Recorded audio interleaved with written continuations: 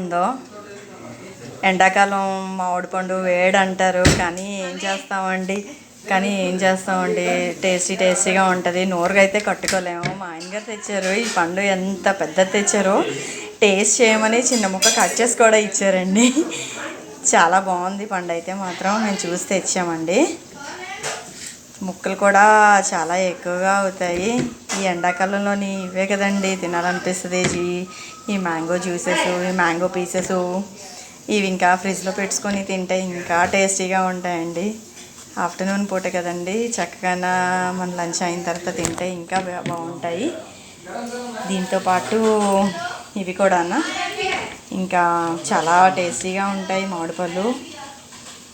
చాలా ఒక్క పండు అయితే చూడండి ఎన్ని వచ్చాయో, సూపర్గా ఉంది. కానీ ఇది ఇప్పుడు తినేస్తామండి మేమందరం. మోర్ ఇంట్రెస్టింగ్ వీడియోస్కి నా ఛానల్ లైక్ చేయండి, షేర్ చేయండి, సబ్స్క్రైబ్ చేయండి.